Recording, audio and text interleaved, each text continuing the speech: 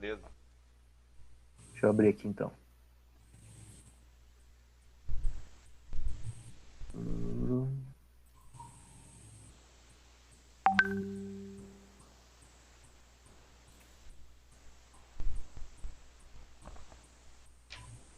Atomistas.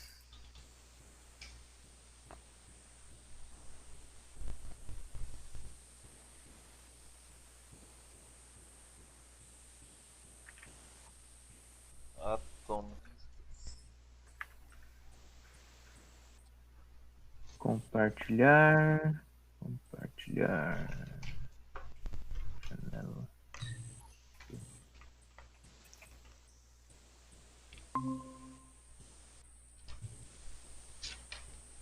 Bom, então nós vamos.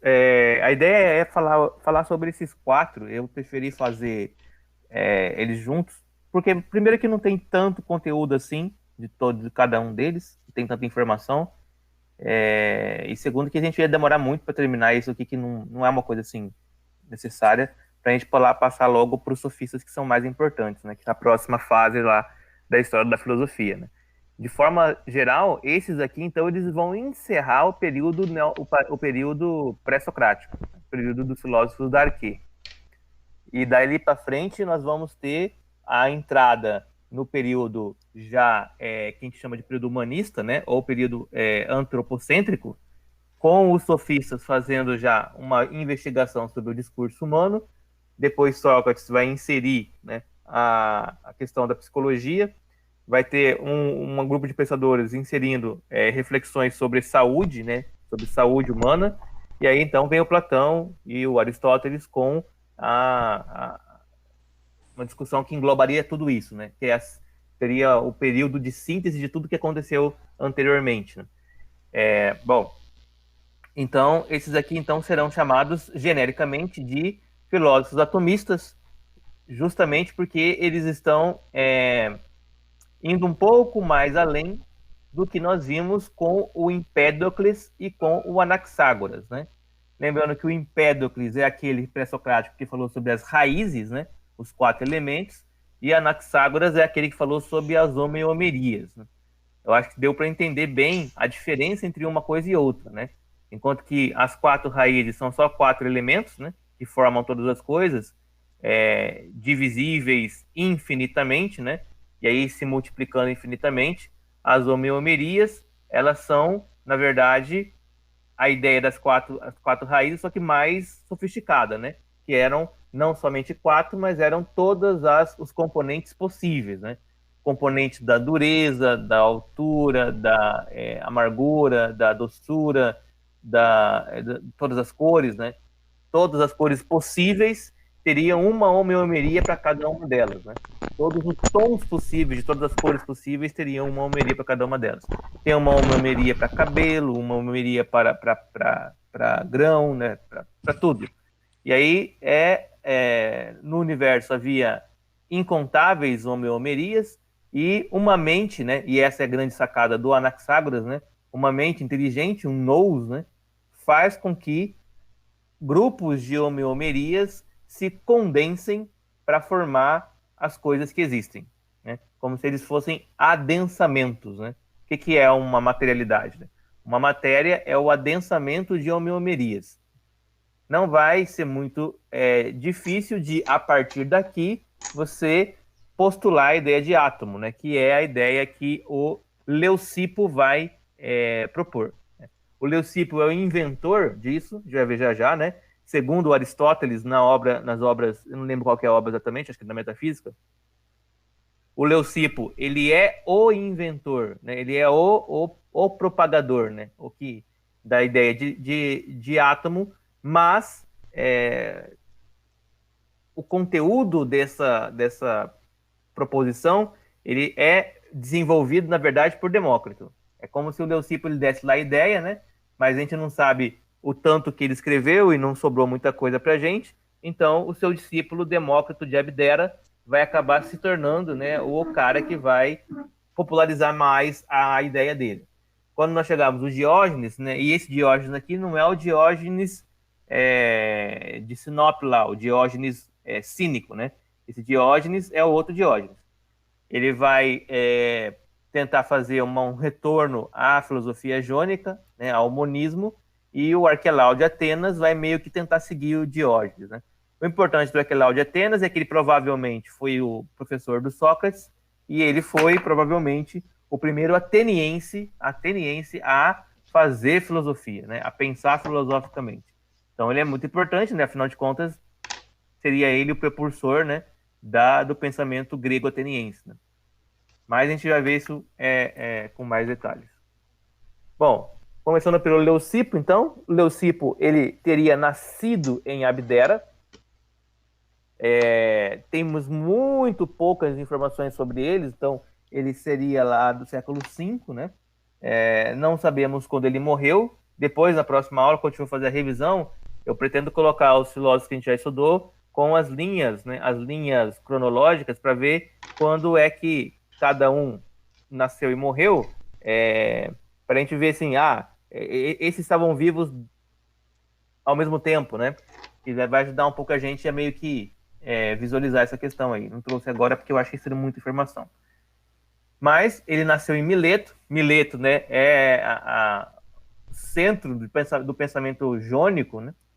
E da onde veio lá os três primeiros, né? O Tales, o Anaximenes e o Anaximandro. O interesse do Leucipo era fundamentalmente o interesse em metafísica. Aqui, metafísica é entendida, né, como o estudo das coisas para além da física. E aí você fala, mas o átomo é algo para além da física? Nesse momento, sim, né? Nesse momento, como você não tem nenhum instrumento capaz de averiguar a existência do átomo, né, como a física moderna tem, esse átomo ele é uma proposição teórica, vamos dizer assim, teórica. E nessa proposição teórica, ele não é físico porque ele não tem não dá para você fazer a experiência empírica do átomo, né? Então ele é, de fato, alguma coisa metafísica. Metafísica também porque ela é uma explicação do todo, né? Da universalidade das coisas, inclusive das coisas que não são materiais, tipo árvore, pedra, né? Ou água, essas coisas, né? Também explica os deuses, a alma, explica todo o mundo como compreendido pelos gregos, né? Enquanto que no caso da física moderna, a física não se pretende explicar, por exemplo, a ética, a estética. A física, no máximo, ela vai se ocupar das questões mais materiais, das forças, né? Mais materiais, né? Mais assim, empíricas, vamos dizer assim. E, então, a ideia fundamental dele é o atomismo, e ele não é influenciado, né? Mas a pessoa que é influenciada por ele é o Demócrito de Abdera, que vai ser o seu discípulo, né? O Leucipo, então, ele teria, né, nascido em Mileto, mas teria morrido em Abdera. Daí ele ter conhecido o Demócrito lá. Ele foi um dos últimos, né, a tentar responder os problemas propostos pelo eleatismo. Quando eu falo de eleatismo, né, eu estou falando principalmente do Parmênides, do Zenão, né, que são os que formam lá e os Xenófontes, né, que formam lá Xenofontes, o núcleo da escola eleatista, né, a escola de Eleia, que é a escola filosófica pré-socrática que trabalha com a noção de ser. A partir dessa escola, a partir de Parmênides em diante, ninguém vai realmente, com força, negar a existência, afirmar a existência do não ser, né, ou negar o ser, de alguma forma. Então, toda a filosofia, a partir de aqui, vai ter que lidar com a questão do ser, e vai ter que responder como que as coisas mudam, né? Ou seja, como que a aparente transformação pode ser pensada, ou percebida, ou explicada ao mesmo tempo que se protege e se mantém o ser, né? O ser, ele tem que existir, ele tem que permanecer, e o não ser, ele não pode existir junto com o ser. Mas existem coisas que a gente vê, que a gente observa empiricamente, que se modificam. E se as coisas se modificam, elas são em algum momento e em outro momento elas são outra coisa. E aquela outra coisa que elas são, elas já não são aquilo que elas eram antes, né? Então, eu não sou mais aquilo que eu fui ontem, portanto, o ontem é o não ser de hoje. E isso é algo que também é problemático para o pensamento filosófico, problemático para a questão do ser, né? A Exato. solução Repete esse negócio aí de novo. O ser de ontem é o não ser de hoje, é isso? o ser de ontem é o não ser de hoje, Ah, porque eu hoje sou diferente de ontem, né? tá. Para pensar assim, eu plantei uma árvore hoje, né? Aí daqui um ano eu volto para ver a minha árvore já não é mais aquela semente, né? Ela já não é mais aquela mudinha da árvore, né? Ela já está mais alta, mais frondosa, né? Daqui 10 anos ela é uma árvore que está dando frutos, né? Então, quer dizer, a árvore, depois de 10 anos, ela já não é mais aquela semente que era antes, né? Então, aquela semente é o quê? É o não ser da árvore. É o não ser por quê? Porque não é mais a mesma coisa, né? Não é mais igual. Aí dá aquela Então, ideia de movimento, então. isso. Então, o movimento, né? Que é, a gente é exatamente o tema do movimento mesmo, né? Mas o movimento aqui significando não apenas o movimentar-se, né? Mas o mudar. É, mudar que eu falo, isso mesmo. É. Então, assim, tanto faz, né? Se você está parado no mesmo, por exemplo, uma montanha, né? Ela está em movimento para essa percepção da física, né? Uma montanha, né? Um diamante está em movimento. Por quê? Porque ele não seja os gregos assim, mas a gente sabe, né, que o carbono Uhum. ele é um composto de carbono, né? Perdão, o diamante é um composto de carbono. E o carbono ele vai perdendo carbono a cada tanto tempo, né? Não sei qual que é a lógica daquele negócio, como que funciona a física, né? Mas eu sei que ele perde carbono, né? E aí, ao perder carbono, ele está mudando. Isso também é movimento, né? Então, a ideia de movimento não é a ideia só de deslocamento no tempo e espaço, né? Mas é uma ideia de transformação, É. né? Aí entra tipo naquele esquema do Heráclito e Parmênides, né? É Exatamente, aquilo, né? né? O Heráclito continua aqui, né? Ó, Isso. e aí, né? E o movimento, né? E o rio, né? Que foi, Aham. as águas se foram, né? E você que envelheceu, né? Esse é um problema que fica de fundo, vamos dizer assim, né? De fundo não, de incômodo, né? Porque Parmênides parece que ele resolveu a questão de identidade, de verdade, né? De coisas absolutas, né? Mas a nossa percepção empírica, ela permanece ainda com a impressão de que as coisas mudam. Lembra que o Parmênides, né, ele fez a filosofia dele baseado numa espécie de uma visão que ele teve das deusas lá, né, dos Isso. deuses da verdade e tal, né?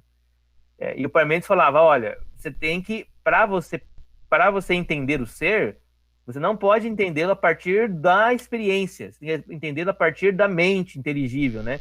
Quase de uma experiência assim, mais mental mesmo.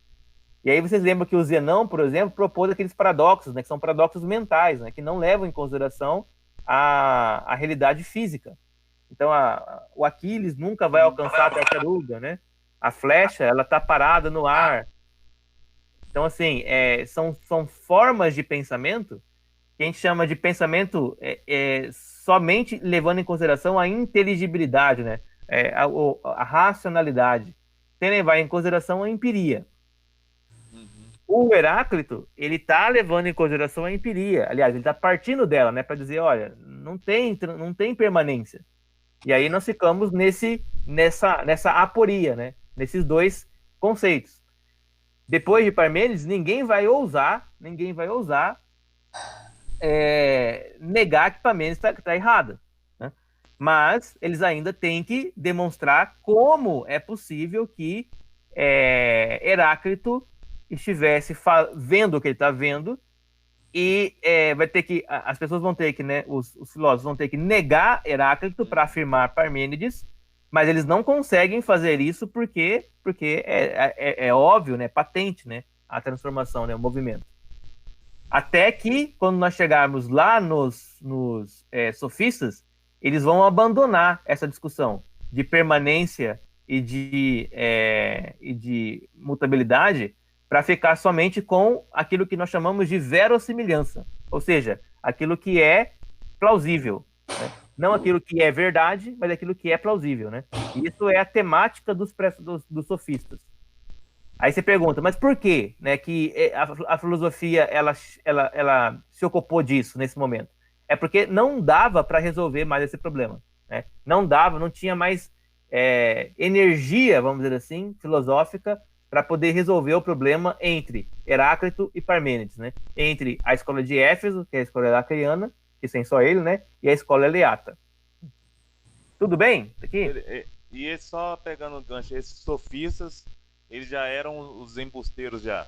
Esses caras que você fala que turulento. Então, a gente não vai. Assim, Ou não? ele não era que eles eram embusteiros, né? A questão é que se você, por exemplo, É porque eu tô perguntando se a gente vai estudar ele, é porque alguma coisa teve, né? Então, a gente vai estudar ele. Porque eles são muito importantes, né? E muito produtivos, no sentido de que eles vão fazer uma investigação filosófica sobre um tema específico, né? Que é o tema do discurso. Né? Então eles vão inventar oratória, retórica, heurística, né? Toda essa questão de discurso, por exemplo, você, né, quando você vai dar uma instrução para os seus soldados, ou quando você está na guerra, né, e vai lá o comandante, né, e faz aquele discurso que emociona as pessoas, são coisas que os sofistas, né, desenvolveram filosoficamente, né? Mesmo quando você vai tentar convencer alguém da verdade, ou um pastor pregando, por exemplo, né? Um pastor pregando usa toda a estrutura pensada e desenvolvida pelos sofistas, né? O problema é que os sofistas, eles também tinham uma prática, vamos dizer assim, principalmente alguns deles, né? Que vai ser reprovável por Sócrates, né? Então a gente acaba tendo um preconceito com relação aos sofistas, muito mais porque Sócrates indicava que o comportamento de alguns sofistas, né, era aquele comportamento de distorcer a verdade, né, de levar as pessoas a não buscar com ética, né, o que é verdadeiro, né. Mas mesmo alguns sofistas sendo assim, toda a discussão, tudo que eles conseguiram desenvolver enquanto investigação filosófica é importantíssimo para a gente, né? Porque sem isso a gente não teria a teoria do discurso, certo? Isso é engrenado, show, beleza. Pode dizer assim, ó, se Jesus eles só não eram muito ligados ao logos, né? Eles não eram muito ligados à ética. Então, assim, a questão do sofista, né, é que eles não desenvolvem um pensamento ético. Eles desenvolvem um pensamento puramente técnico, né? Ou seja... era o ethos e o pathos, né? Exatamente. Então, assim, os sofistas, eles eram extremamente patos, nesse sentido, né, apaixonados, né? Eles queriam suscitar no seu público aquele encantamento, né? Aquele encantamento, aquela emoção, né? Que é o que todo mundo quer fazer quando está fazendo qualquer tipo de discurso, né? Na igreja, então, nem se fala.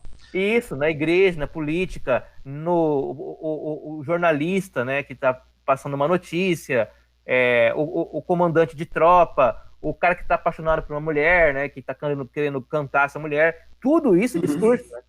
Então, tudo isso é importante para você isso saber... é herança sofista, né? Isso, Mas assim, isso é herança sofista. Ozaki, pode falar? Pode falar. É o seguinte, pelo que eu estou entendendo, eu não sei se é assim, mas o sofista era aquele cara... Você falou que eles não eram muito ligados à ética. Porque tem diferença de eu, por exemplo, falar para a tropa e ser o exemplo para a tropa. O que eu vejo quando você fala é que o sofista, ele falava, mas não fazia. Era isso? Porque o filósofo, eu acredito que a vida dele era para aquilo. Ele falava e fazia. É mais ou menos isso que você está tentando falar ou não? Não tem nada a ver? É por aí mesmo, assim, né? Porque o que o Sócrates vai dizer assim, olha, se você, sofista, está falando essa coisa, você deveria se comprometer a sua vida com isso. Certo? Você imagina assim, por exemplo, né? Vai lá o político, né? Fazer um discurso para os militares, né? E aí o político fala, beleza, agora que vocês estão animados, pode ir lá lutar na guerra. E ele fica sentado na casa dele, protegido. Né? Mas aí tem outra classe, né, galera? Essa que o Fred falou aí já seria o cinismo, não é? Cinismo? Os cínicos, na verdade, né? Na verdade, não, porque os cínicos filosóficos, eles são outra coisa, né? Os cínicos, eles são da escola lá do Diógenes, né? O Diógenes, o cínico. E aí eles pregavam não tem nada a ver com o cinismo de hoje, assim, a palavra cínico, né? Sim, assim, se eu tiver equivocado, tu me avisa aí. Pelo que eu li, eles viviam como falavam, só que depois os discípulos de quem trouxe essa ideia de cinismo, ela foi deturpada, mas eles eram discípulos de Diógenes, né? Ah, sim. E É aí porque eles diziam que era discípulo de Diógenes, pregavam o cinismo, né? Aí não viviam o cinismo, aí por isso que a palavra foi deturpada, né? eu acho que sim, acho que sim. Mas a questão assim, é que o cinismo ele nasce como uma escola filosófica, né? Cínico vem de cinis, que é cão, né? Que é cachorro em grego, Isso, né? cachorro, exatamente, isso Que é para mesmo. você viver com uma vida simples, né? Assim, sem nenhum tipo de luxo e tal, né? Essa era a ideia, né? É claro que quando você fala isso, por exemplo, né, o cínico nesse sentido que você está falando aí, né? É tipo aquele milionário, né? Que ele dirige o carrinho É popular, o né? comuna de iPhone, pronto. É esse aí, né? É esse aí, né? Ele fala o discurso tal e tal, mas na verdade ele come Angus, né? Ele come comida cara, né? Ele come caviar, né? É a esquerda caviar A do. história é de Diógenes com Alexandre, é? Não, Isso, né? É com isso. ele? É com ele. Exatamente isso, né? Quer dizer, o Alexandre vai lá para o Diógenes porque ele quer ouvir a filosofia do Diógenes, né? E ele pode até pegar, ouvir o Diógenes e levar com ele, né, alguns elementos da filosofia dele. Mas o Alexandre não vai ser um cínico de jeito nenhum, né? Uhum. Por quê? Porque tem que abandonar o reino dele, né, para ele ser um cínico, né?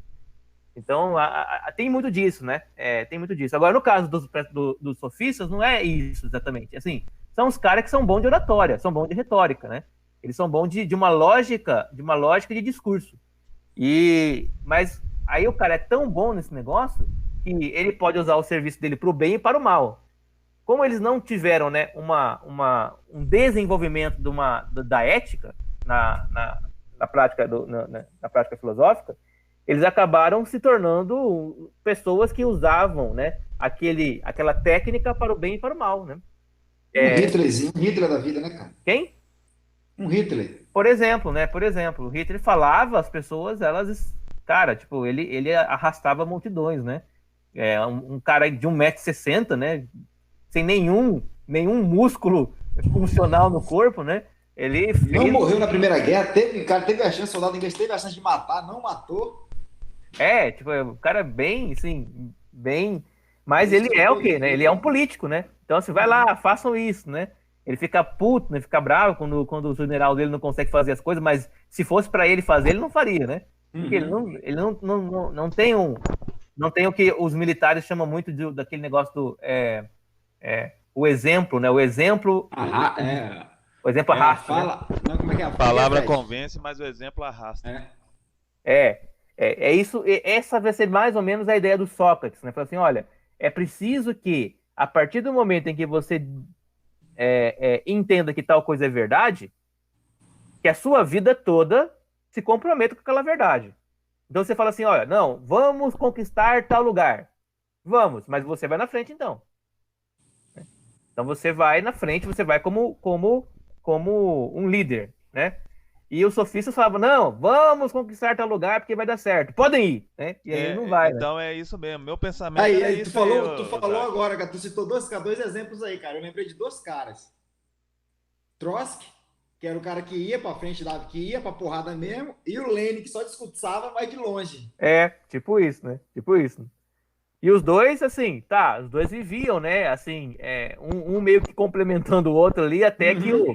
até que É. o Stalin, Só que aí ele veio o meio que. Stalin, né? O cara confiou no Stalin, né? Deu o poder da caneta pro Stalin, né, mano? E o Stalin, quer queira, quer não, o Stalin, ele era um cara, assim, nesse sentido, muito íntegro, né? Ele é um militar que vai pra guerra, né? Ele vai pra guerra, ele vai pra. E deu o poder da caneta pra ele, né? E Lenin deu o poder da caneta pra ele, né? Ó, tu escolhe os Sim, teus bonecos aí. E aí sim. ele falou: agora, peraí, o poder tá comigo agora quem vai entrar no comando sou eu. Mas o Stalin, ele é um zero esquerda quando se tratava de discurso, né? Assim, ele não tinha. A história fala, né, que ele falava tudo errado, né? Ele era da Geórgia, né? Que era tipo, ele não era da intelectualidade russa, né? Ele era Ele tinha o poder da caneta, né? O poder da caneta que eu falo é poder de decisão, de escolha, é, de nomear é isso aí, pessoas. é isso. Então é isso aí. Por que que o Stalin faria uma revolução? Nunca, né? Nunca. Ele não Uhum. tem, ele não tem carisma, ele não tem o poder da retórica, né? Ele não tem o patos, né? Ele não tem o patos, ele não tem o patos, não tem a técnica. E o patos é importante, né? Lembrando que o patos é sempre importante, né? Jesus, né, quando ele fala, e algumas palavras que a gente escuta dele, a gente mesmo arrepia, né? Sim, Quer com dizer, certeza. para onde vocês vão, né? Para onde vocês vão agora, depois que eu falei tudo isso, né? Para onde iremos? Então, mas E também aí, Jesus tem, né, sempre a provocando ética, aquela né? reflexão. Sim. E você ia falar, Fred? Não, tá tranquilo. Fred? Tá tranquilo, pode ir. Tá. Foi comer, Então, né, mano? Fui separar comida ali pra fazer, mano. Senão não vai descongelar.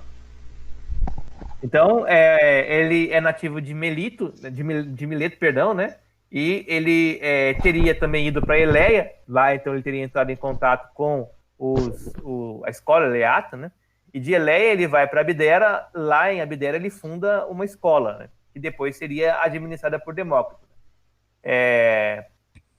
Tradição diz que Leucipo é considerado o mestre de Demócrito, a gente não tem certeza absoluta, mas pelo menos os historiadores da época, né? Aqueles historiadores, né, que a gente viu, o Laércio, né? Esses historiadores antigos, Plutarco, né?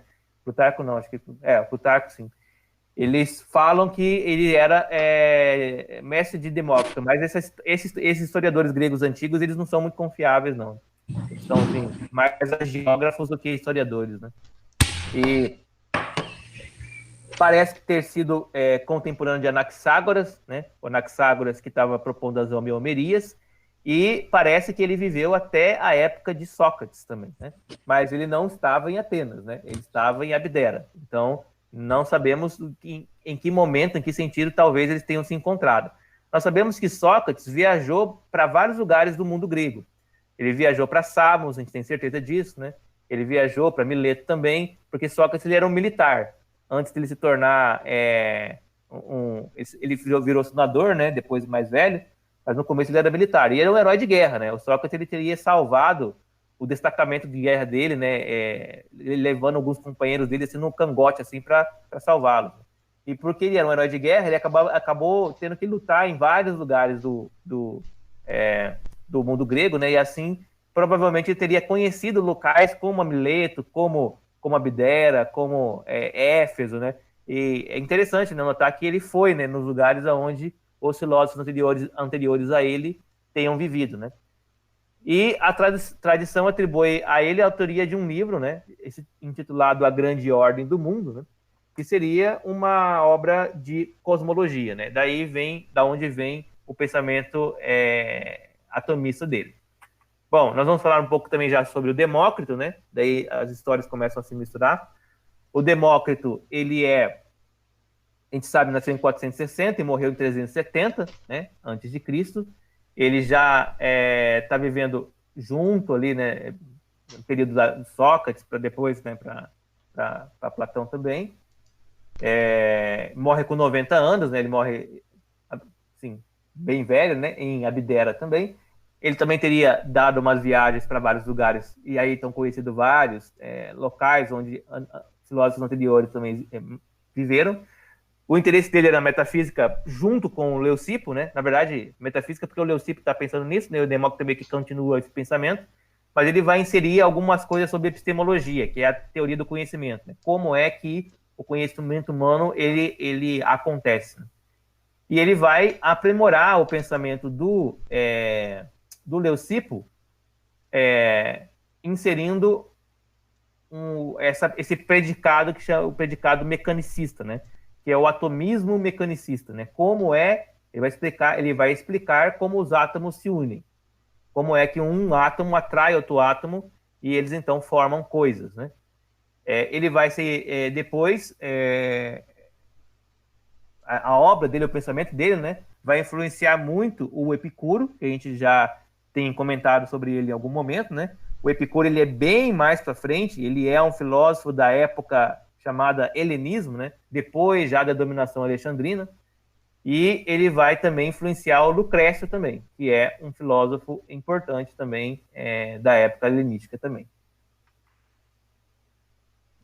O Demócrito seria, né, um pouco mais jovem que o Leucipo, nasceu em Abdera, né, que teria morrido por volta de 460, algum tempo depois do Sócrates, né, então ele já teria ali vivido a época do Platão já, porque quando Sócrates morre, Platão, ele já está, né, já presente na cena filosófica de Atenas, e ele teria viajado bastante, né? Ele viajou para a Babilônia, viajou para o Egito, ele viajou para Atenas, né? Isso se estabeleceu em Abdera. Então é muito possível que o Demócrito tenha conhecido Sócrates e tenha conhecido Platão também, né?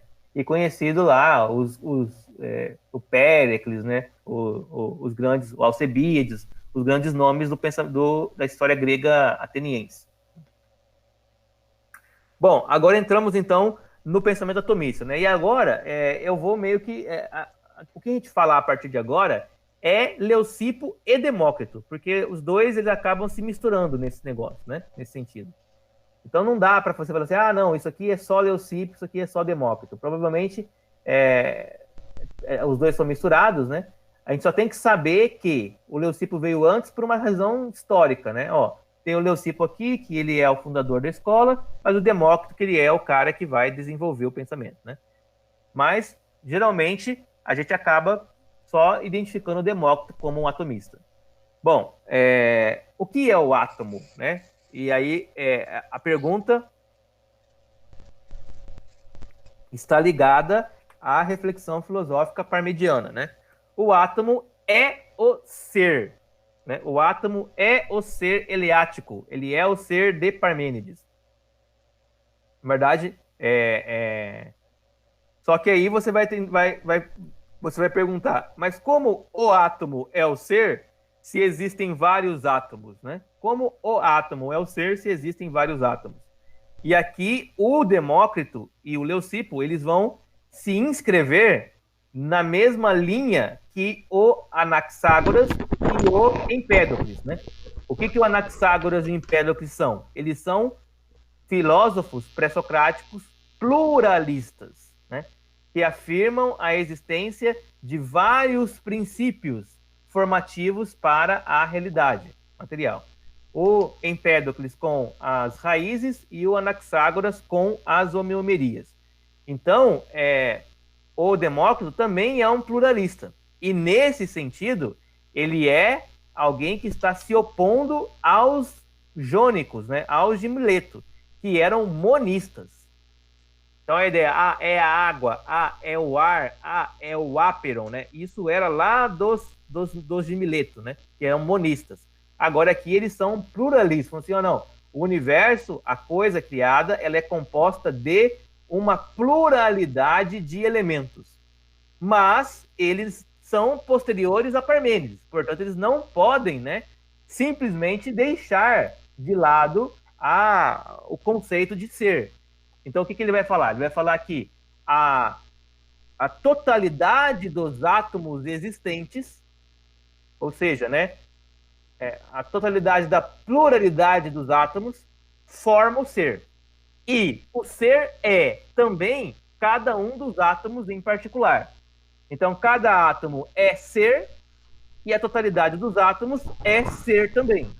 É como se fosse a última aula lá, as sementes, você falou, né? É a mesma coisa, né? Cada semente particular é ser e todas as sementes juntas é ser também.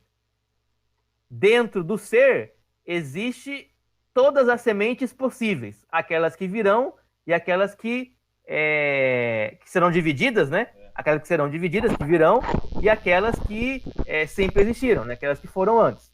No caso dos atomistas, você fala assim, não, o átomo, ele por ser, né, indivisível, ele é eterno e imutável, portanto, não haverá novos átomos, né? A quantidade de átomos que deve existir no mundo, ela é sempre a mesma. Por isso, a totalidade do átomo é o ser, né? O ser é a totalidade de todos os átomos que existem. Mas como cada átomo ele tem também, né, uma delimitação, vamos dizer assim, né? Tem aqui o átomo de madeira, né? O átomo de água. Como cada átomo é uma delimitação, então cada átomo também vai ser um ser inteiro, vamos dizer assim, né? Inteiro.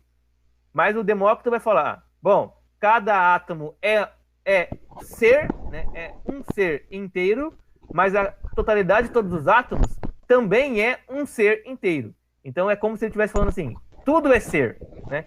Tudo é ser. Tanto o átomo como a totalidade deles. Tudo é ser. Eu poderia dizer hoje, não sei se faz sentido assim, ó. Eu sou eu, mas se eu cortar a minha mão fora, a minha mão também sou eu, né? De certa forma, né?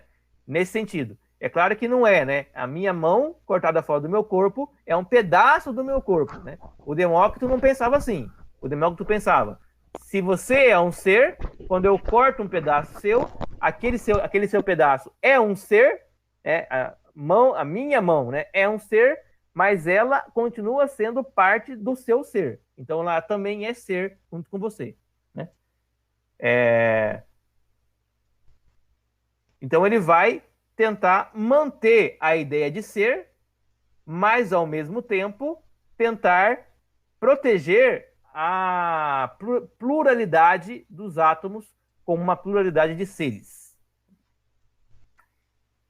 Como atomistas, então eles vão reafirmar a impossibilidade do não ser. Então, e aqui já é um problema, né? Tem um problema filosófico, um problema lógico aqui, né? Por quê? Porque se existe um átomo de madeira e existe um átomo de água, então o átomo de água é um não ser átomo de madeira, né? E o átomo de madeira é o não ser o átomo de água. Então aqui há um problema lógico aqui, né? Que é um problema que ele vai resolver como? Dizendo que os dois átomos juntos formam ser. Mas é um erro lógico. O atomista, quando ele afirma que existem átomos diferentes, ele está afirmando que existem não seres diferentes. Aí o que o atomista vai dizer? Bom, mas esse átomo de água, na verdade, não é de água, como dizia lá o Empédocles. Ele é átomo. E a depender de quantos átomos se juntam a ele,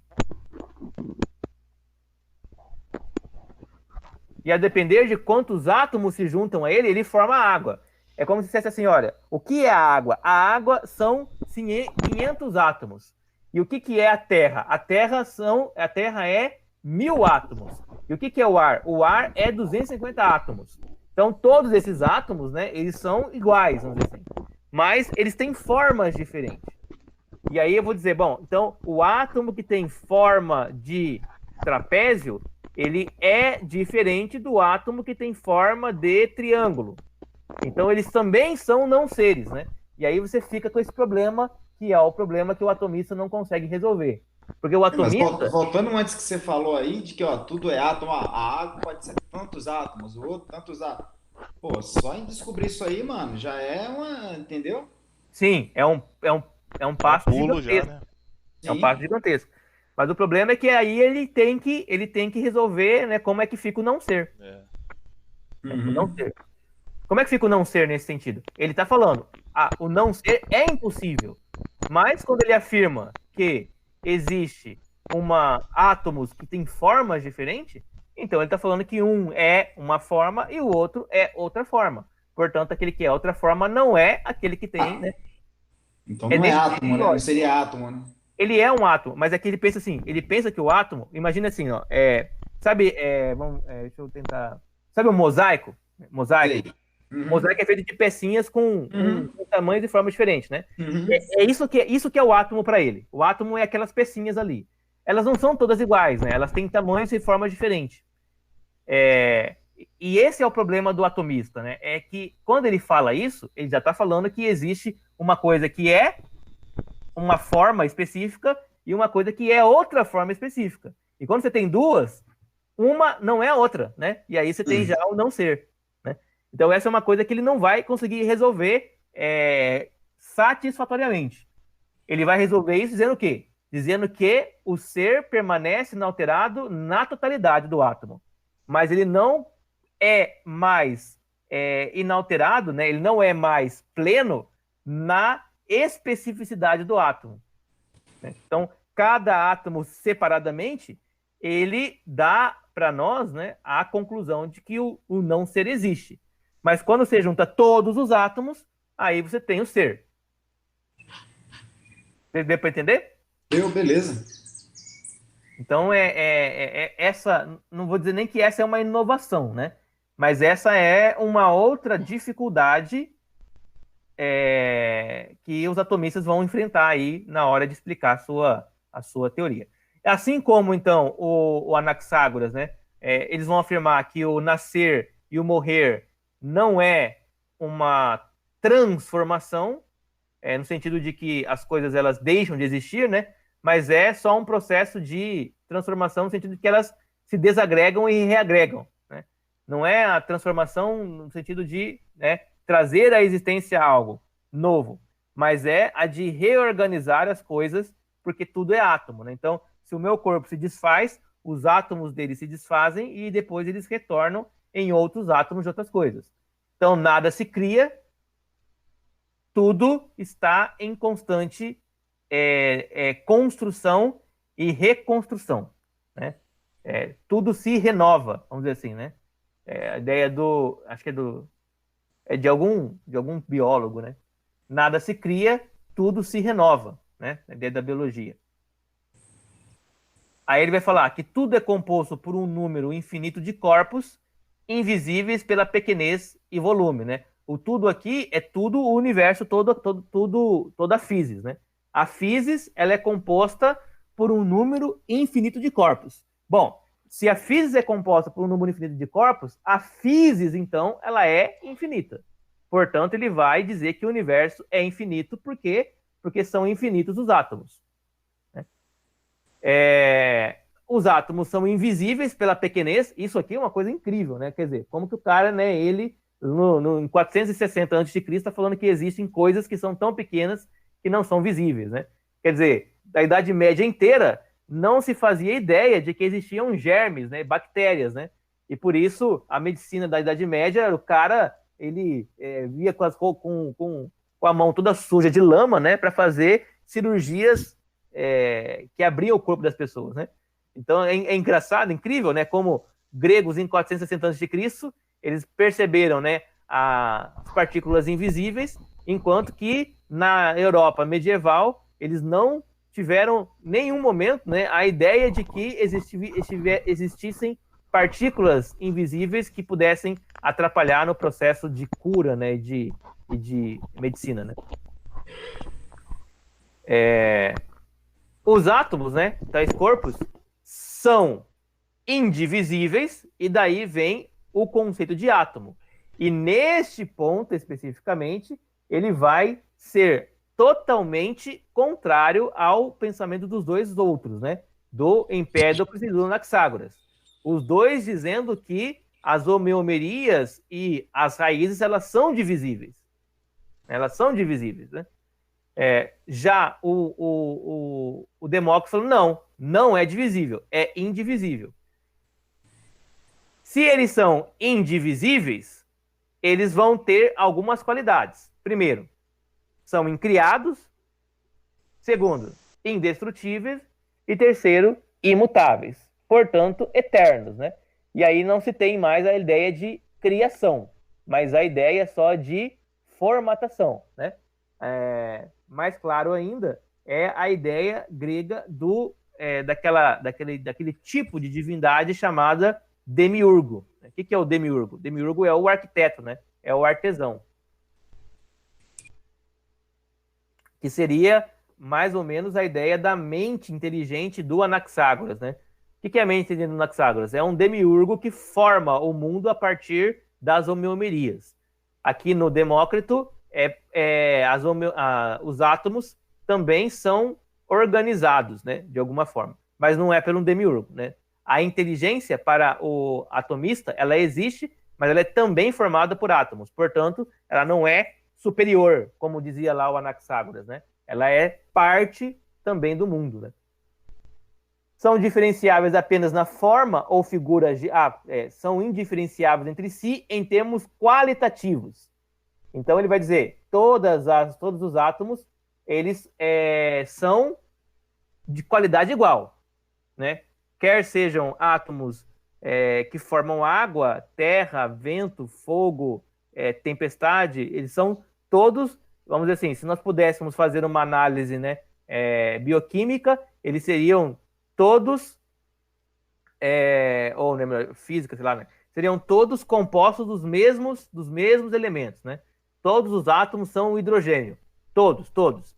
E aí a quantidade de hidrogênio vai variar de acordo com cada coisa formada. Eu tenho menos hidrogênio do que você, porque você tem um adensamento de corpo, você tem uma projeção de corpo diferente da minha, né? Quem tem a pele mais escura tem mais átomos ou mais tipos de átomos que o outro tem a pele mais clara, que tem mais tipos de outras formas de átomos, né? Mas no final das contas é tudo igual, né? Tudo átomo, né? Tudo igual. E aí ele fala que são apenas diferenciáveis das formas de figura geométrica. E a ideia do mosaico que eu falei para vocês agora há pouco. Os átomos seriam fragmentações do ser uno, daí a ideia eleática, né? Ou seja, o ser, ele é a totalidade de todos os átomos, em infinitos seres unos. Aqui que é o problema, para mim, dos atomistas, né? Que quando ele fala que eles são seres unos, ele está querendo dizer, né, que como eles são indivisíveis, eternos e imutáveis, eles têm que ser. Tem que ser, porque não dá para mudá-los. Mas, quando ele fala isso, ele está falando que um é ser e o outro não é, né? Assim, que o ser, esse átomo, ele é diferente do outro, né? E aí, então, você tem um erro de percurso aqui, né? Um erro de formulação, né? Que não vai ser resolvido pelos atomistas, a não ser no sentido de que eles vão dizer, eles só são uno de fato, uno em sentido pleno, quando eles estão todos, quando são vistos, né, de maneira global, né, de maneira total. E os átomos são a forma visível ao intelecto. E veja, né, quando ele fala visível ao intelecto, ele não está falando visível aos sentidos, né? Está falando assim, os átomos são a maneira pela qual o nosso intelecto ele compreende a realidade.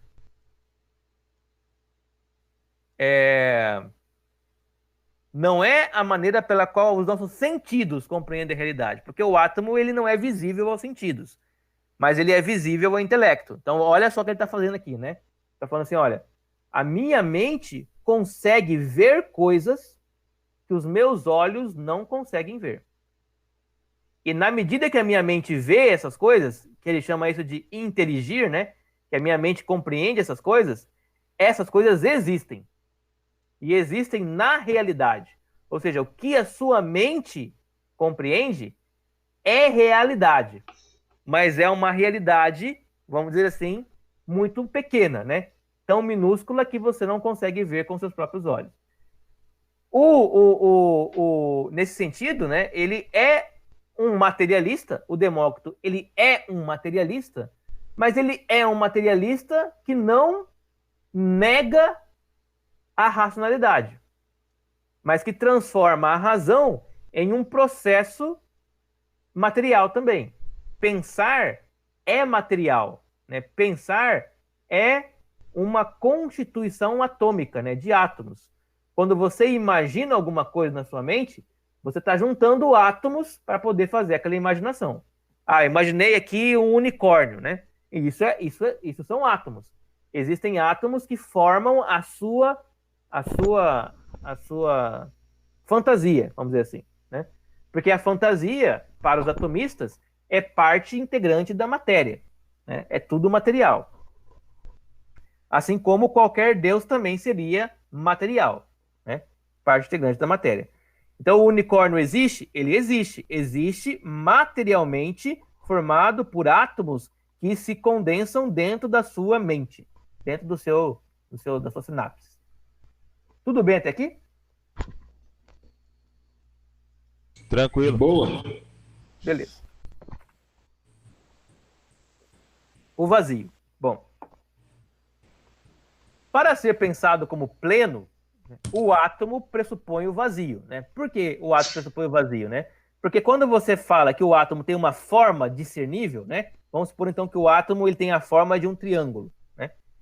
Essa fórmula do triângulo, e o outro átomo tem uma fórmula a forma de um, sei lá, né, de um outro triângulo, né?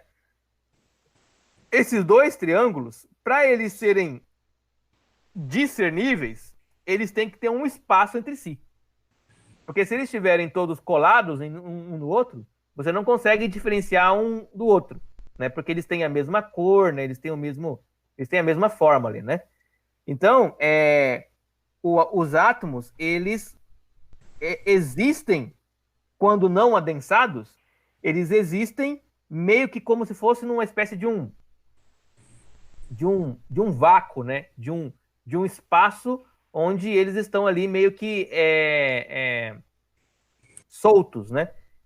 O Demócrito vai chamar de vórtice, ou seja, uma espécie de movimento onde os átomos estão batendo uns nos outros e espirrando para todas as direções, né? Mas se eles estão se movimentando em algum lugar, né? E esse lugar é o que o Demócrito vai chamar de vazio. Mas essa ideia de vórtice não é movimento circular?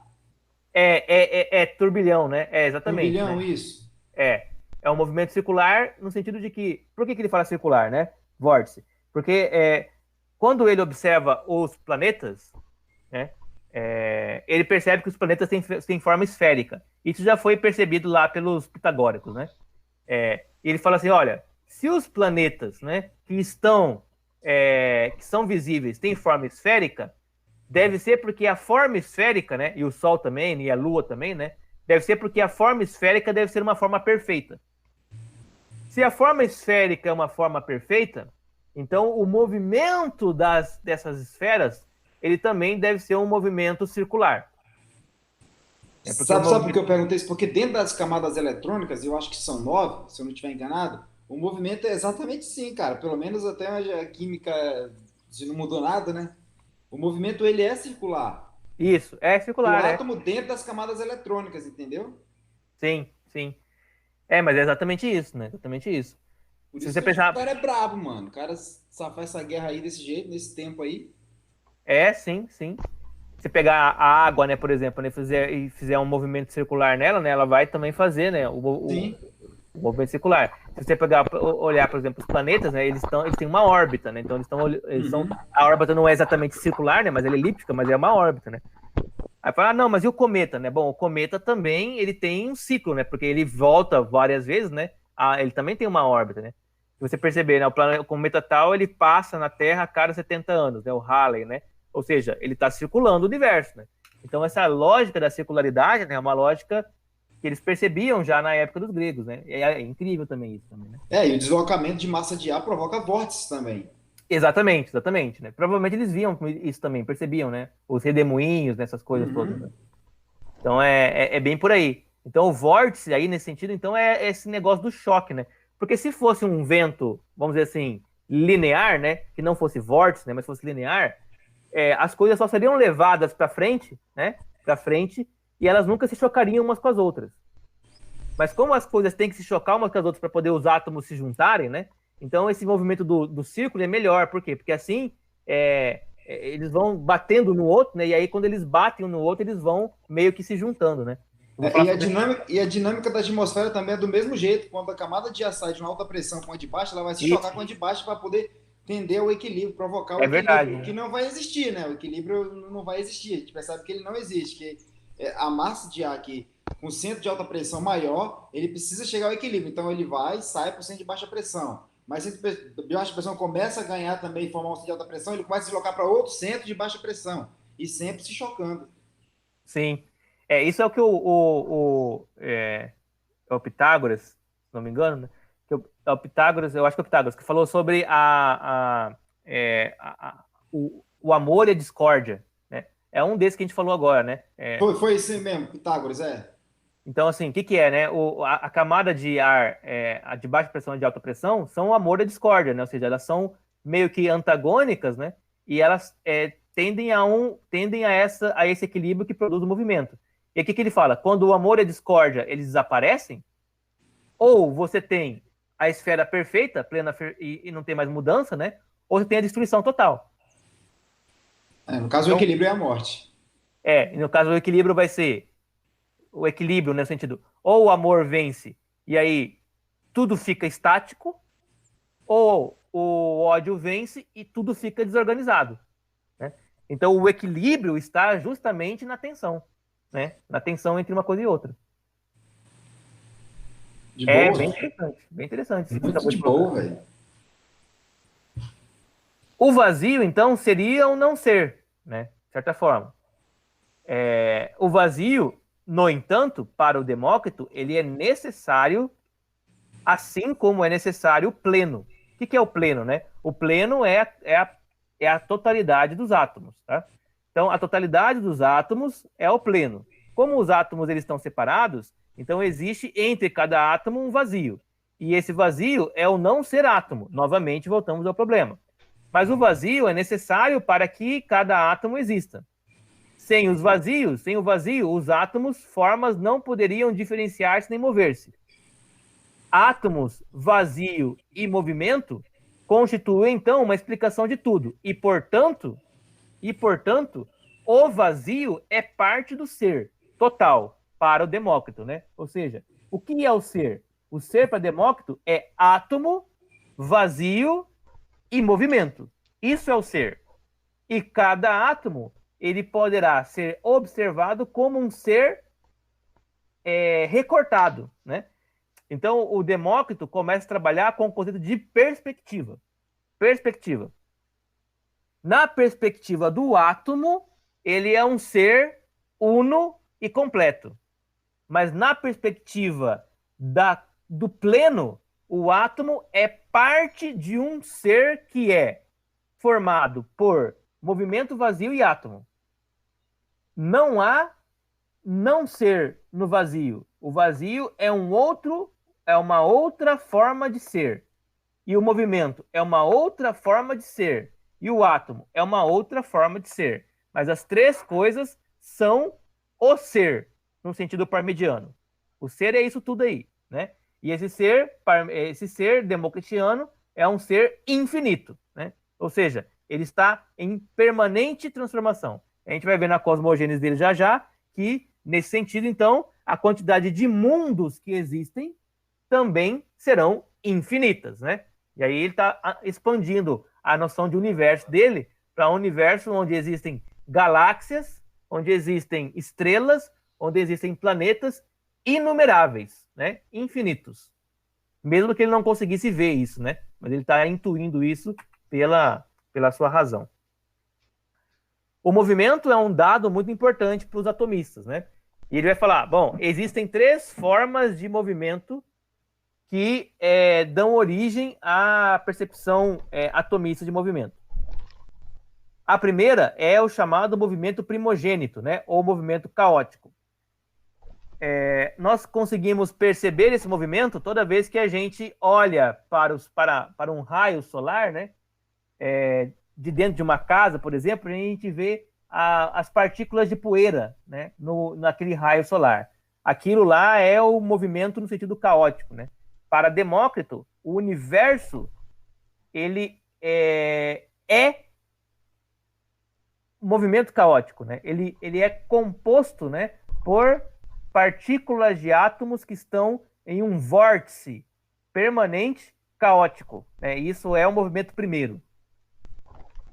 Aí você tem o movimento em vórtice, né, que é essa segunda classificação de movimentos, que é aquele circularidade que faz com que os átomos semelhantes se agrupem, né, e produzem agrupamento dos átomos. Então, o vórtice ele está presente no movimento primogênito, né, caótico, e ele faz com que os átomos... E aí, para pensar isso, eu acho melhor pensar em termos de uma espécie de quebra-cabeça, né?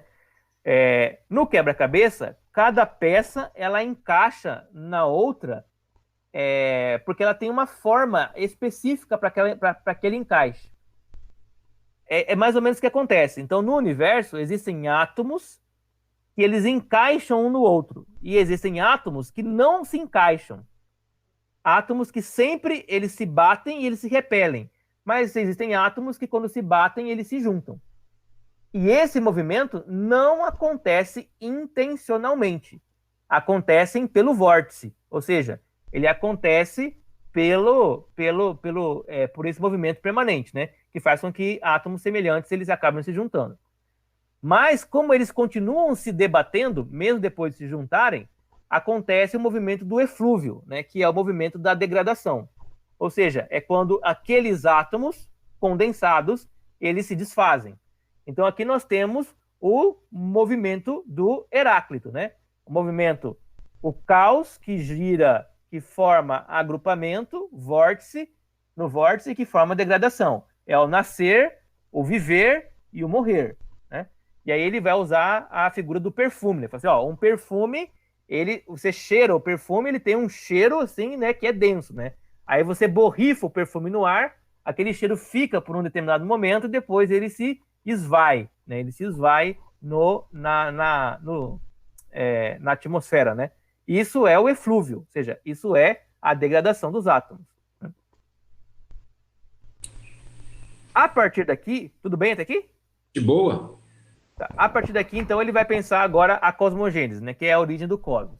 Então ele vai falar, se os átomos são infinitos, os mundos que deles derivam também o são. Então, existem tantos mundos possíveis quanto existem átomos. Esses mundos, eles estão sempre, né, em caos, em vórtice e em eflúvio. Ou seja, eles estão sempre nascendo e morrendo, e dando origem a novos mundos. Portanto, um ciclo permanente e infindo de mundos, né? O nosso mundo é só mais um, que vai também se desfazer, dando origem a outros mundos. Provavelmente ele olhava para a Lua, né, e falava, olha, a Lua ela já foi um mundo habitado como a Terra, e hoje ela não é mais, né? Se ele olhava Marte, falava assim, ó, Marte talvez seja um mundo que tem lá uma outra forma e que vai, em algum momento, se desfazer, assim como tudo que existe, né? Então, como tudo é átomo, tudo está em ciclo permanente, tudo está em constante transformação. Os mundos são... Aqui é um ponto importantíssimo, muito importante. Os mundos são fruto do sabor do acaso, né? Ele é o primeiro a trazer essa noção do acaso. De onde vai derivar muita coisa para a gente até hoje, né? Ou seja, Demócrito está dizendo que as coisas não têm uma causa final. E não tem, portanto, um destino. E não tem, portanto, uma função pré-definida. Tudo vem do acaso. E a partir do acaso, você vai conseguir calcular um número específico de causalidades, né? Então, você consegue calcular, por exemplo, assim, né? Esse hidrogênio, ele não... esse hidrogênio, ele não precisa, ele não tem a necessidade de se juntar com esse oxigênio. Não tem necessidade. Uma vez que eles se juntaram, aí eu vou dizer, bom, agora eu percebi que quando eles se juntaram, eles causaram uma molécula de água. Mas não precisava ser assim. Então ele vai dizer, existe causa? Existe. Mas as causas são causas contingentes e não causas necessárias.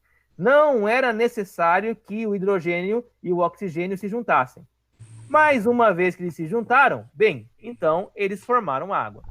Vocês estão tranquilos sobre essa questão de contingência e de necessidade? Ou não? Entendi. É top, hein, esse cara, pensamento aí, né? É doido. É tranquilo, né? Eu entendi. Só assim, eu só não entendi essa parte quando você fala que se juntaram, mas não era uma causa necessária. O que é essa causa não necessária no pensamento dele? Tá. Causa não necessária, a causa necessária não existe no pensamento dele, né? O que é causa necessária, né? É que assim, tal coisa precisa acontecer, ou tal coisa precisa ser causada. Então, tipo assim, para que eu existisse, a Terra precisaria existir antes de mim. Portanto, a Terra, em relação a mim, é uma causa necessária. Em relação a mim, né? Mas a Terra, ela precisava existir por ela mesma? Essa é a ideia. O óvulo da minha mãe e o espermatozoide do meu pai, eles precisaram se unir para me formar. Mas eles precisavam se unir, ponto. O Demócrito fala assim, não, o óvulo e o espermatozoide não precisavam se unir. Então, eles se uniram por um acaso, contingentemente. E quando eles se uniram, eles me causaram. Mas veja que ele não está fazendo assim, olha, já que você foi causado, era necessário que aquilo que aconteceu tivesse acontecido. Falar que não era necessário, porque poderia não ter acontecido. Você não precisa existir. Você não tem função nenhuma no mundo. Você não tem nenhum destino prévio. Você foi jogado aqui por um acaso do universo.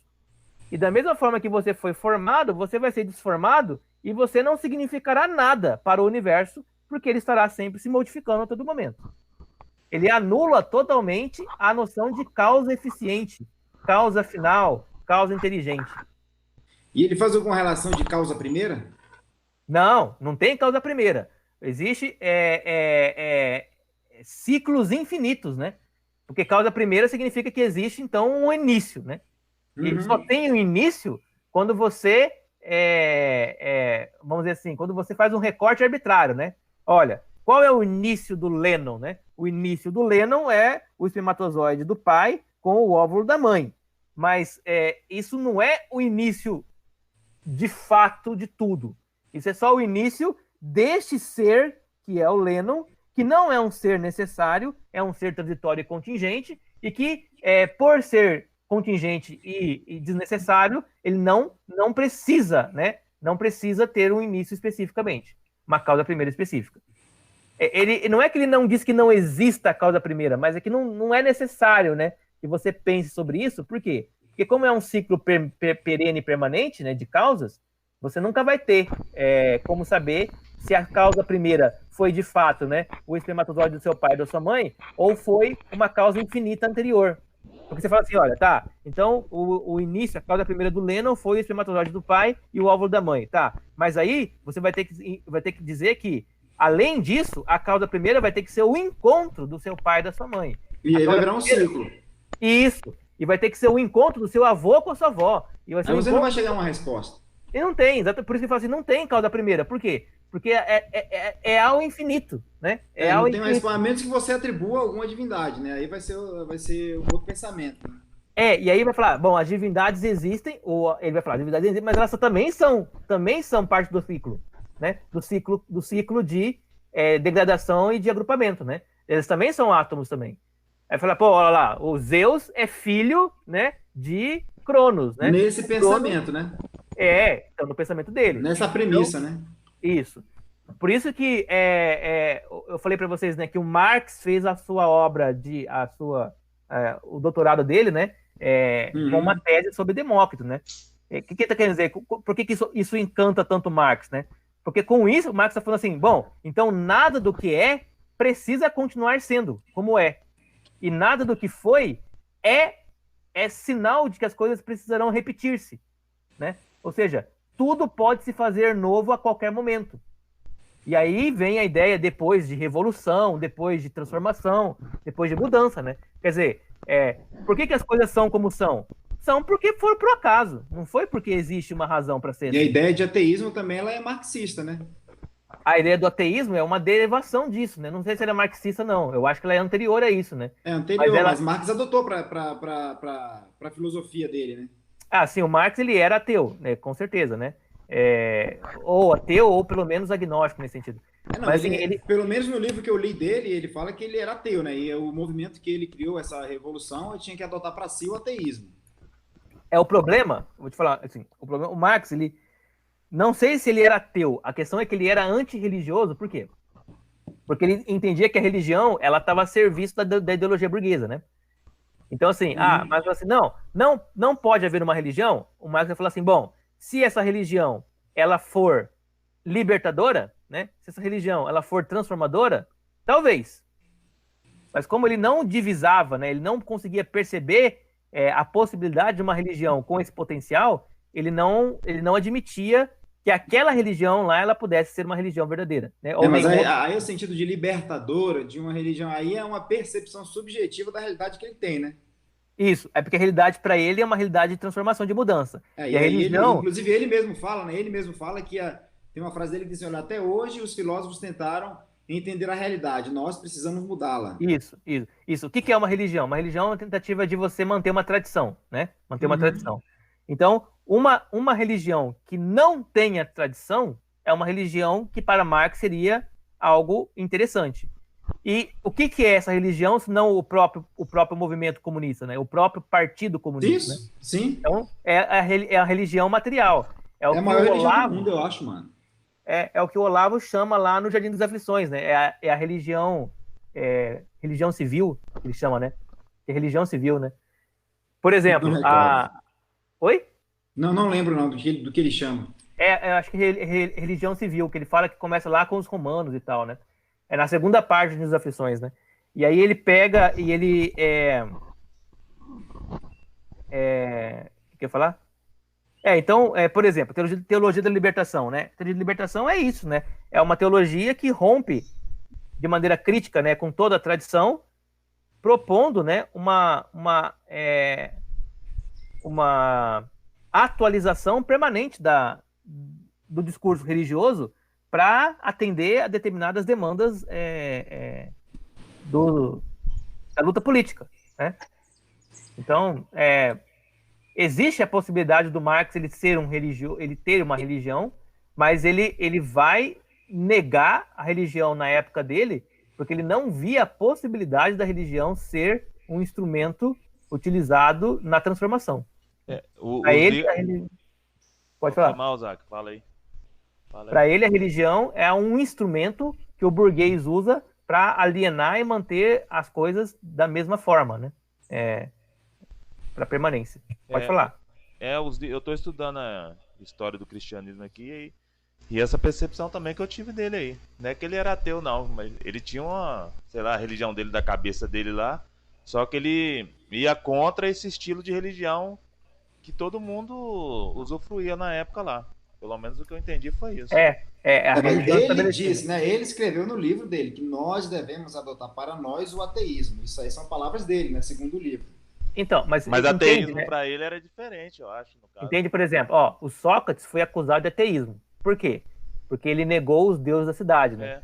Então, às vezes, né, o conceito de ateísmo não é a negação da existência de Deus, mas a negação da existência daqueles tipos de Deus, né? Daquele tipo de forma de pensar, porque o pensamento religioso, né, ele tá lá no pensamento do Marx, né? Tá lá. Quer dizer, se você tem o aparecimento de figuras como Lenin, como Pol Pot, como Mao Tse Tung, que são reverenciados como se fossem deuses, quer dizer, o corpo do Lenin, ele tá num sarcófago lá, que é para visitação das pessoas, né? Quer dizer, isso é basicamente um santo católico. Sim, aqui, ó. Um semideus. Até hoje, ó. Sinalzinho aqui, ó. Não morreu, não. Deixa eu ver o que você está fazendo aí, que eu não estou vendo. Punho cerrado. Ah, sim, então. Então você vê, né? Há um pensamento religioso. O Marx, ele tem uns livros mais assim da juventude dele, que são livros de comentários bíblicos, né? Ele comenta, por exemplo, o Evangelho de João inteiro, né? O pai dele era pastor, né? Pastor, ele era um judeu que se converteu ao cristianismo, né? E aí ele virou um pastor e ele pensava que o Marx ele seria um pastor também, né? Então o Marx ele foi educado na teologia, né? Então tem umas visões assim do Marx assim que eu acho que são visões bem afeitas, né, a um pensamento religioso, mas não a religião cristã da época, né? Outros dizem que o Nietzsche também, né, era ateu, né? Mas assim, existe muito texto do Nietzsche que fala assim, que ele demonstra assim uma espécie de abertura, né, para uma crença religiosa ali, né?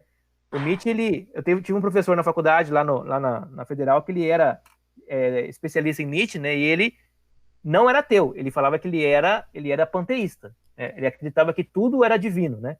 E ele tirou isso do Nietzsche, né? Então você vê, às vezes o cara não é ateu, mas o cara não é exatamente, não acredita exatamente como a gente acredita, né? Mas eu tenho minhas dúvidas. É isso aí. Eu tenho minhas dúvidas se o ateísmo ele é uma possibilidade factual. Para mim, o ateísmo é só um discurso. Ele não é uma realidade. Porque a pessoa, ela troca, né? Tipo, ela pega a pessoa que é ateu, né? Ela troca o sagrado por outra coisa, né? Ela troca pela ciência, ela troca pelo ego, né? Ela troca pelo desejo, né? Ela só coloca outra coisa no lugar de Deus, né? E vive mediante essa nova divindade, né? Novo ídolo, até se fala muito que, pelo menos nos anos 90, início dos anos 2000, se falava muito de que o cristão ele não tinha liberdade. Dentro da igreja, o cristão ele não tinha liberdade para fazer o que ele podia fazer. Ele era um escravo. E aí depois você percebe que a pessoa, o que ela entendia por liberdade?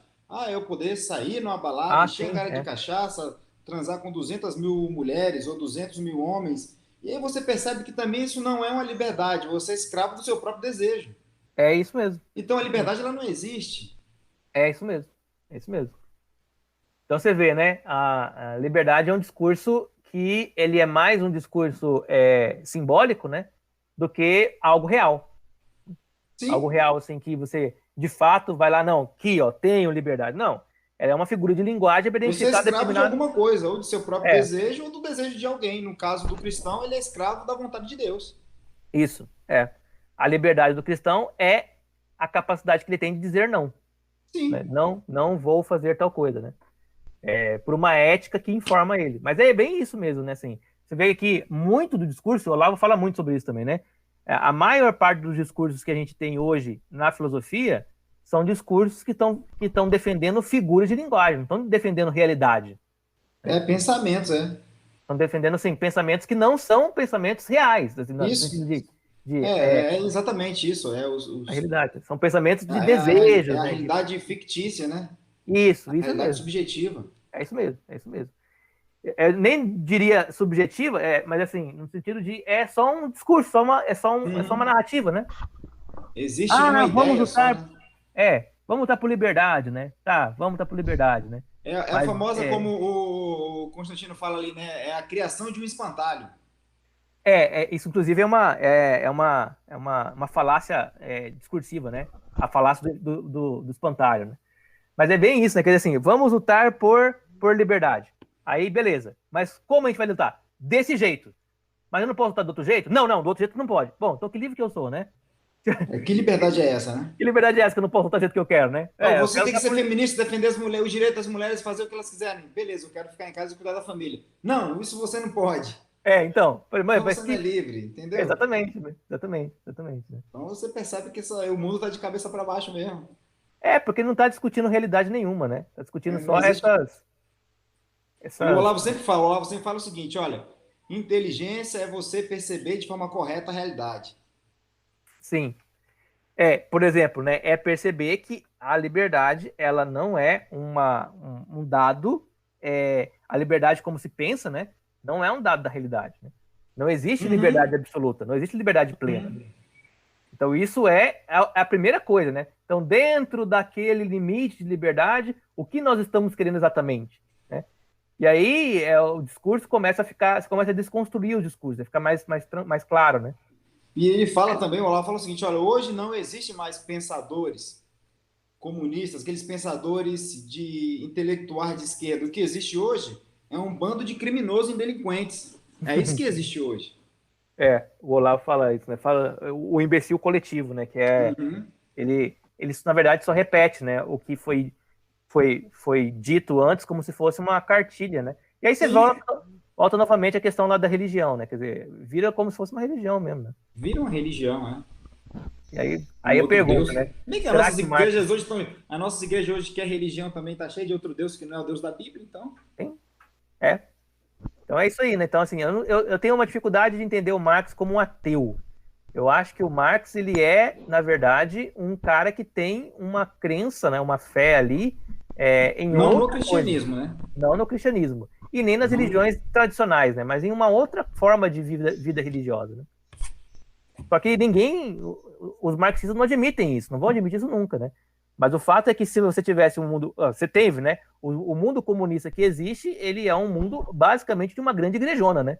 a Cuba, né, é uma grande igrejona, né? Onde você tem lá os infiéis, né? Você tem lá o pessoal que é elite e tal, e assim vai, né? Então, Uhum. E aí ele bom, fala, é muito interessante que ele fala também, é que começou a falar e veio muito conteúdo, né? Ele começa a falar que são os chamados metacapitalistas, né? Que se enriqueceram tanto do capitalismo, se enriqueceram tanto do capitalismo, e são poucas pessoas, né? Que é os oligarcas aí, e ele diz que esses caras não se contentam mais com a riqueza que tem agora, eles querem controlar o Estado.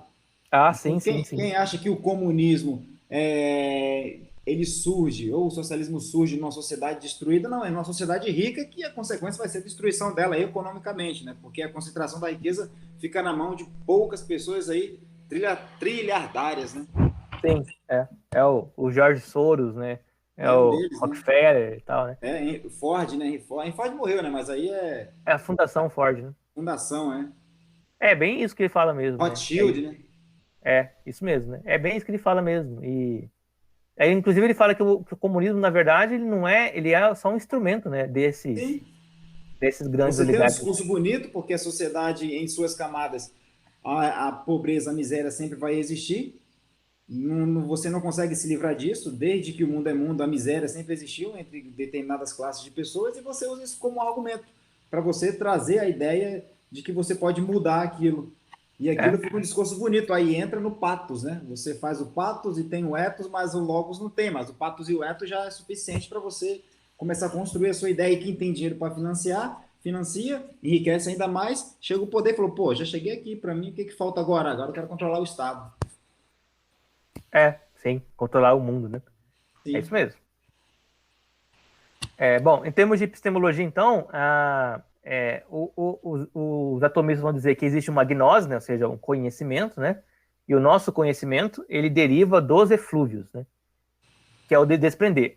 Por que ele fala isso, né? Porque, assim, se as coisas não se desprendessem, né? Se as coisas não mudassem e permanecessem sempre estáticas, né? Nós não teríamos condições de perceber a realidade das coisas. Eu só consigo perceber o calor porque eu sinto frio. Só consigo perceber o frio porque eu senti o calor. Só consigo perceber o alto porque eu percebo o baixo porque eu percebo o alto, né? E o que essas percepções binárias, né, e antagônicas, senão o eflúvio, né? O eflúvio que é a desagregação de átomos. Então, o que nosso conhecimento capta é justamente essas transformações, né, atômicas, né, que a gente está vendo permanentemente. Essas percepções, esse desprender de átomos para o atomista, ele entra em contato com o nosso aparelho sensível. E agora ele está indo para a empiria, né? Então, por exemplo, você tem, sei lá, né? Você tem uma árvore, né? Essa árvore, ela está a todo momento agregando átomos e desagregando átomos. Ela está a todo momento convergindo átomos e eflúvios de átomos. É nos eflúvios do átomo que eu percebo a árvore como algo que está diante de mim em movimento. É nos eflúvios dos átomos. Por que nos eflúvios? Porque aquele átomo que saiu daquela árvore, ele foi atraído para o átomo que está dentro de mim. Um átomo que é semelhante. Então, eu e a árvore temos átomos semelhantes. E o átomo semelhante da árvore, ele é reconhecido por o átomo semelhante em mim. E aí ele usa esse princípio do Empédocles. E quando o átomo semelhante em mim reconhece aquele átomo semelhante da árvore, eu conheço a árvore. Por que eu não conheço, por exemplo, os deuses? Porque os átomos dos deuses são átomos muito dessemelhantes aos meus. Por que eu conheço muito melhor um outro ser humano do que um cachorro? Porque dois seres humanos têm átomos mais semelhantes entre si. Então, a ideia é que quanto mais átomos semelhantes existem entre dois entes, maior vai ser a possibilidade de compreensão entre eles. Quanto mais átomos dessemelhantes, menor será a possibilidade de conhecimento. Portanto, o conhecimento ele está ligado com uma espécie de identificação entre os dois seres, os dois entes. Aquele que está percebendo e aquele que é percebido. Deu para entender isso? Deu sim, mano. Deu? De boa. Tá, beleza. E aí ele vai falar, esse conhecimento é o conhecimento do tipo empírico e que nos faz ter, então, opiniões sobre as coisas. Esta árvore, ela é uma árvore, sei lá, boa para tal processo de fazer determinado móvel.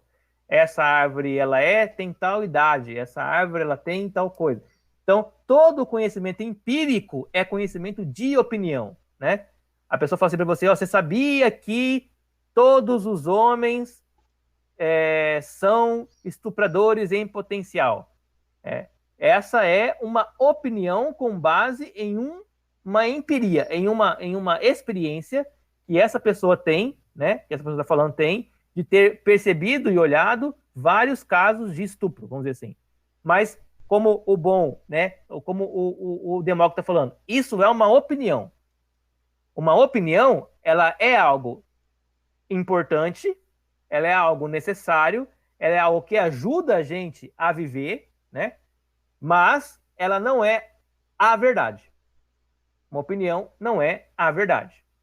A verdade só é concebível para os atomistas em sentido inteligível, ou seja, não informada pelas opiniões, mas informada pela razão pura. E daí a ideia de que as verdades elas começam a ser pensadas nas categorias da lógica matemática, né? Ou da lógica mental, ou da ideia imutável. Então, eu posso dizer, bom, eu conheço o Lennon. Esse conhecer é eu dizer que os átomos do Lennon se entram em contato com os meus átomos e me dão, então, uma impressão sensível, a qual eu chamo de conhecimento, que, na verdade, é uma doxa, né? Que, na verdade, é uma opinião. Ela é tão opinião que o Lennon pode, a qualquer momento, fazer algo que eu nunca esperei que ele fosse fazer. E com isso eu vou dizer, né? É o casal que vive depois de tantos anos, né? E depois de 30, 40 anos, e fala, nossa, você fez algo que eu nunca imaginei que você poderia fazer. Eu acho que eu nem te conheço, né? Ou seja, por quê? Porque você não teve acesso, né, ao ser em si, ao ser inteligível da pessoa, mas sim somente a impressões dela. Impressões dela. O ser inteligível, ele não está acessível aos nossos sentidos, mas está acessível somente à nossa inteligência. Então você pode pegar e pensar, bom, quais são as possibilidades de ação da minha esposa, né? Quais são as possibilidades? Se eu calcular todas as possibilidades de ação, eu conhecerei a verdade inteligível dela. Aí eu saberei exatamente quem ela é. Por quê? Porque eu calculei todas as possibilidades possíveis. Como eu não sou capaz de fazer isso, o conhecimento das verdades fica muito limitado, né? Muito limitado. É o que um outro grupo de teóricos, que a gente vai ver mais pra frente, que são os céticos, né, vão dizer. Eles vão dizer assim, olha, o conhecimento humano não é possível, por quê? Porque ele não consegue conceber, ele não consegue assimilar todas as variantes e todas as possibilidades possíveis ao mesmo tempo. Então, sempre haverá um espaço para a incerteza. Bom, só para terminar agora, falta rapidinho, né? Então, depois dos atomistas, vai surgir o Diógenes de Apolônia, né? Ele vai ser um teórico que vai ler os atomistas, nós não sabemos quando ele morreu e tal, mas ele vai tentar dizer que os atomistas erraram no princípio de dar à realidade o pluralismo de átomos.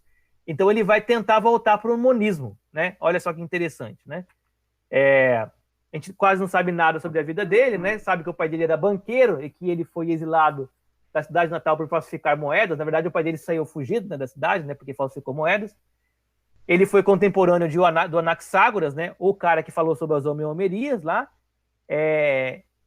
E ele pode ser considerado o último filósofo pré-socrático, de fato. Né? Ele escreveu uma obra chamada Meteorologia, né?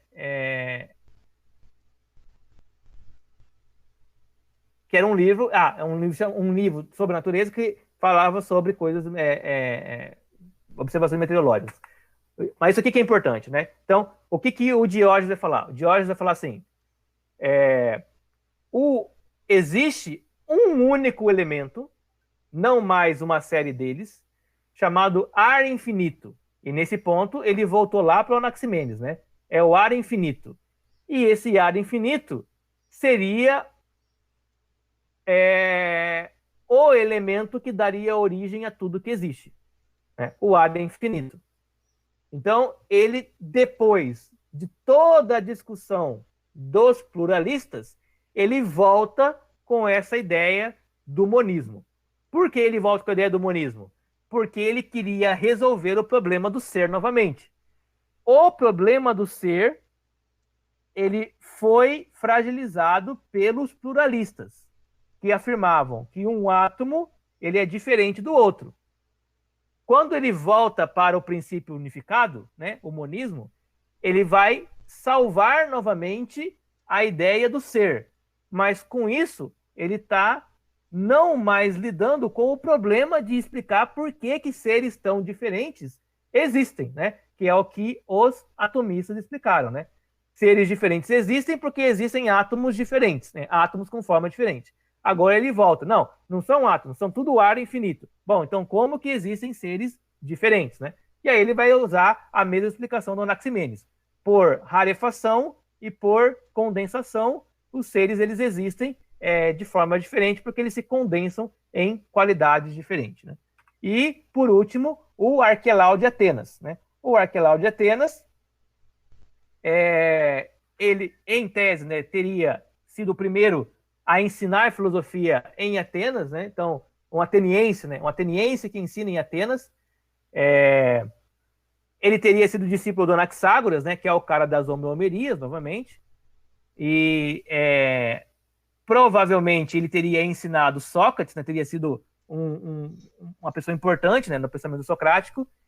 E não temos nenhum fragmento, nem nada sobre o que o Arquelau escreveu, a não ser registros dos historiadores e do Aristóteles, né? E para terminar, o Arquelau, ele tinha a ideia de cosmogênese e a ideia de antropogênese, rapidamente. O Arquelau, então, defendia que o ar, mesma coisa que o Diógenes, né? E aqui o Anaximenes, que o ar e a infinidade são o princípio de todas as coisas. Ele vai falar, existe uma matéria primitiva, idêntica ao ar, misturado com a mente. Por um processo de espessamento e afinamento surgiu o frio e o calor, ou a água e o fogo, um passivo e o outro ativo. Então a ideia é mais ou menos igual lá do Anaximenes, né? Ou seja, por condensação e por rarefação. Mas ele insere aqui a ideia de mente, que não estava lá em Anaximenes. A ideia de mente que estava no Anaxágoras, né? Então o Anaxágoras traz a ideia de mente e o Arquelau fala, bom, o princípio é o vento, é o ar infinito, e esse ar infinito é organizado por uma mente que produz condensação, né? Arquelau deduziu o movimento a partir da oposição de quente e frio, causada pela vontade da mente material. Então aí ele está falando, olha, existe uma vontade da mente que forma as coisas. Isso aqui é bem importante para o pensamento do Sócrates, né? Porque o Sócrates vai dizer, tudo existe por uma razão. Por uma razão. E aí o Arquelau está falando, tudo existe por uma mente que pensou aquelas coisas. Esta oposição separava o fogo e a água e produziu uma massa viscosa da Terra. Então aí, como que a Terra foi formada, né? Fogo e água era uma coisa, meio que um magma, né? Que se estava misturado, né? Uma coisa meio misturada. E aí foi endurecendo por um processo de rarefação. Na medida em que foi endurecendo, foram surgindo os animais da terra, né? Da terra endurecida, da lama, né? E que gradualmente foram adquirindo o poder de propagar suas espécies. Então o que ele está falando aqui? Que tudo que existe veio da terra. Mas que antes da terra era água e fogo. E antes da água e fogo era ar. Então o ar se condensa em água e o ar se rarefaz em fogo. se você pensar, né, que o movimento, o atrito da mão, né, ele causa calor, é como se o vento muito rápido também causasse calor, né? E daí o fogo, né? Então, você acende a fogueira, né? E você sopra na fogueira para ela poder aumentar o fogo, né? Que dá mais oxigênio para ela. É daí então que o vento, o ar, gera fogo. E o ar condensado gera água, né? Porque você vai respirando, né? Então você vai... quando você está com muito frio e respira, né? A sua respiração sai como gotículas de água, né? E aí, dessa união, fogo e água, nasce a terra, da terra nascem os seres, né? E a ideia é quase Gênesis aqui, né? Nossa, mano, cara, isso aí é brabo, hein, mano? É interessante, né? Isso aí é dele, interessante, né? mesmo, gostei desse cara aí. Mano. Então ele dá uma explicação monista e vai explicando o pluralismo a partir do monismo. Olha, de um elemento, os outros elementos vão se formando, né? Vai se formando da natureza, né? O pensamento, né? Exatamente. E os humanos, né? Os humanos, então, apareceram inicialmente em formas menores, né? Minúsculas, né? Homúnculos, na verdade. E aí eles foram se desenvolvendo. Todos esses animais foram dotados de mente, mas os humanos separaram-se dos outros animais, né? E estabeleceram leis de sociedade. Então, o que diferencia o homem dos animais? A sociedade, não é a razão. Porque o animal, ele fala assim, ó, o animal tem razão. O animal tem capacidade de criar, por exemplo, né? Uma cobra, ela cria uma estratégia de caça, né? Ela fica parada, esperando uma armadilha, né? Esperando um bicho passar, né? Um crocodilo, a mesma coisa, ele fica de butuca ali e vai, né? Ou seja, as aves, né? Os cardumes de peixes, eles têm uma organização, mas é só os seres humanos que possuem leis, né? Leis e sociedade. E aí a ideia do Aristóteles, né? Que o homem é um zoon politikon, né? É um animal político. O Aristóteles vai falar assim: o homem que vive sem sociedade é uma fera ou é um deus, né? Porque todos os homens necessariamente precisam da sociedade para viver. Aquele que se isola da sociedade, ele se isola da sociedade depois que a sociedade deu para ele todos os elementos necessários para ele sobreviver, né? Foi apenas a partir deste ponto, né, desse ponto das leis, né, da sociedade, que ele parece ter passado para a especulação ética, para a proposta de que o certo e o errado não são por natureza, mas por costume, né? E essa aqui é interessante. Um dogma sugerido a ele possivelmente pelos sofistas contemporâneos. Então a ideia é que ele tem, não existe ética natural. O que existe é a ética dos costumes, dos hábitos, né? Isso está certo? Olha, se você pensar, por exemplo, né? O que é a ética, né? Ética é o que eu devo fazer, né? É um pensamento sobre o que eu devo fazer. O animal não tem ética. O animal, ele age por instinto, né? Então, o homem, ele consegue sublimar, ele consegue ir além do instinto, produzindo, né, um comportamento que, inclusive, pode colocar a própria vida dele em risco, né? Isso é um forte argumento para não admitir uma ética natural, mas sim a ética como um produto da vida social, um produto do hábito e dos costumes, né? Daí a razão pela qual a ética muda a todo momento, né?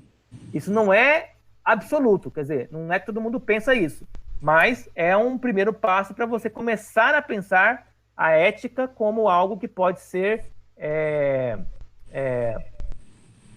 modelado para produzir um tipo de vida melhor, né? Quer dizer, a ética de um grupo é diferente da ética do outro grupo, porque eles têm situações diferentes, né?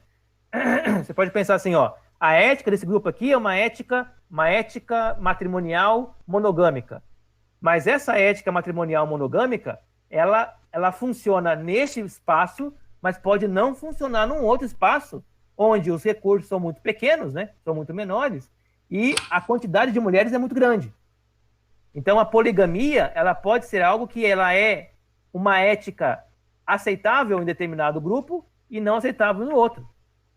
Você pode aceitar, por exemplo, o incesto em determinado grupo como algo que é um princípio ético, mas em outro grupo, esse incesto ele tem que ser relativizada, porque senão o grupo morre, né?